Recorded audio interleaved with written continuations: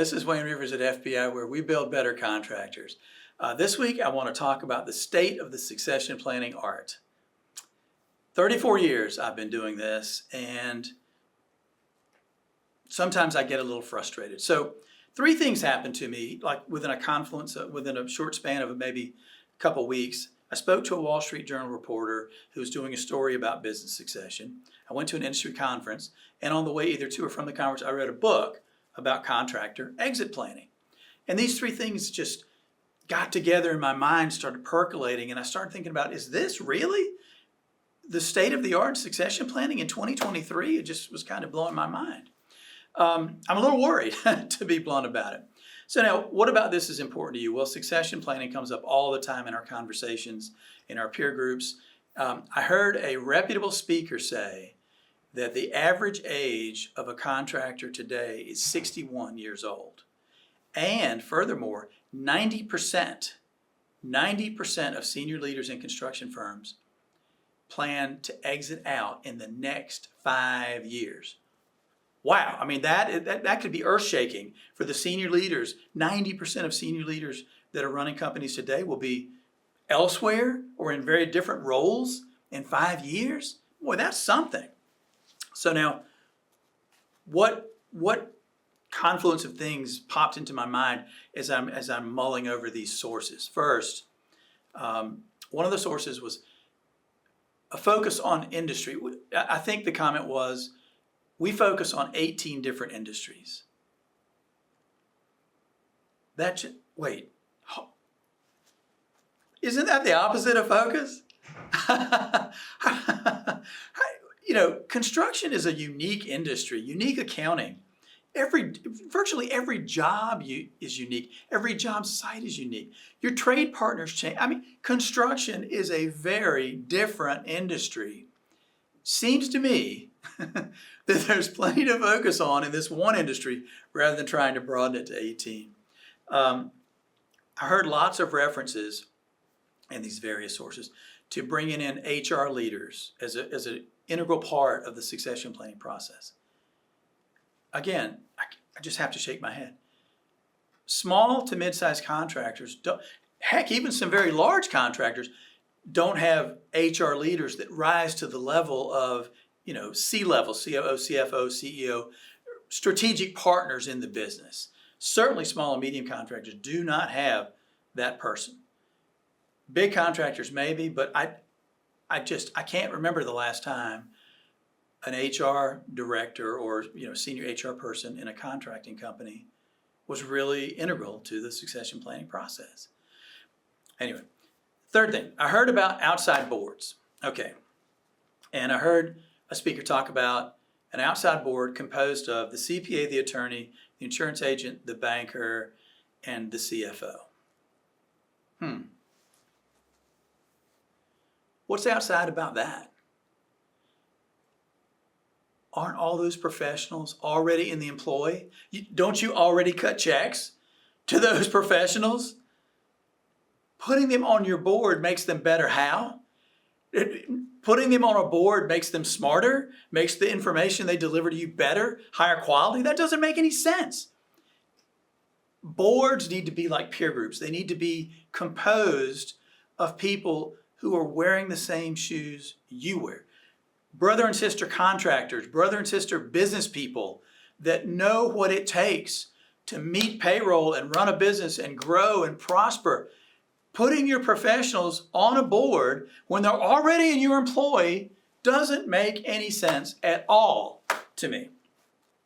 Fourth thing I heard, the process has to be a top-down driven process.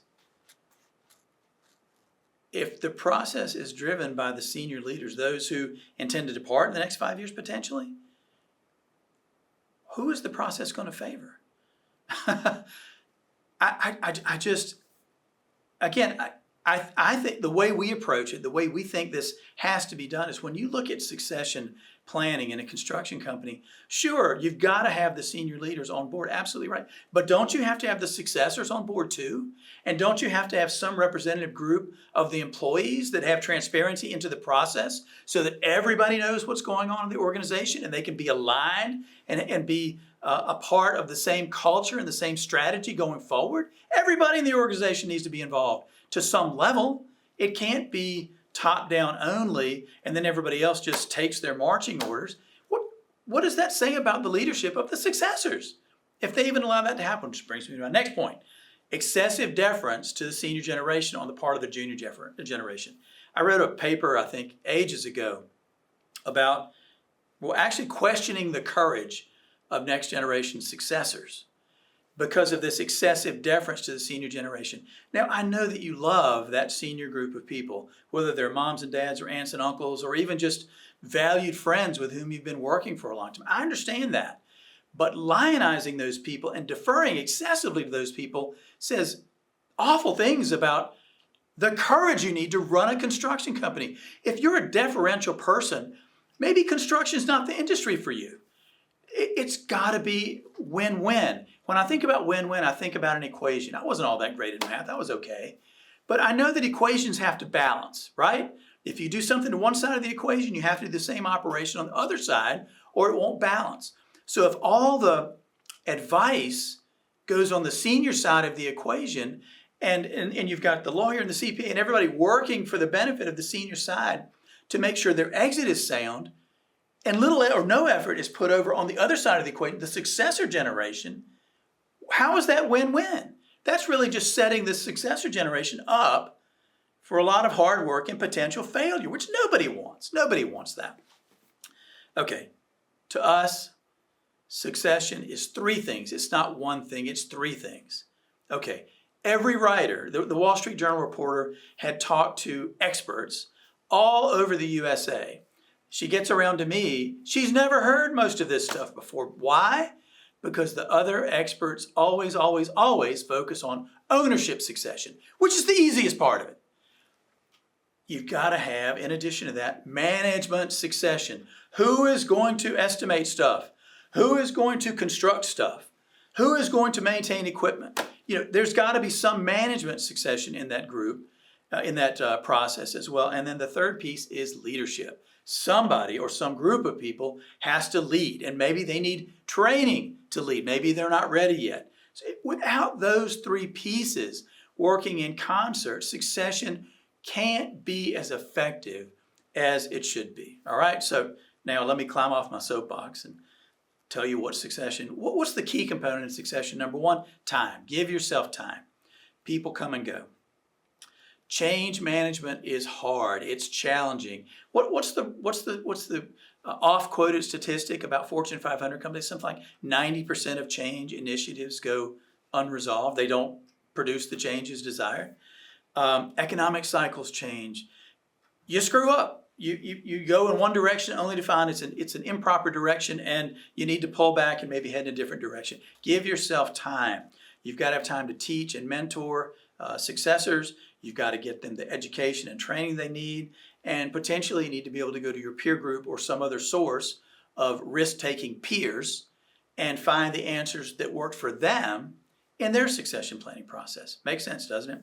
The state of the art of succession planning is much better than it was when I started 34 years ago. Clearly, it has a ways to go. So let's hear from you. What do you think? What's on your mind with respect to succession? Please give it to us in the comments. And this is Wayne Rivers at FBI, where we build better contractors.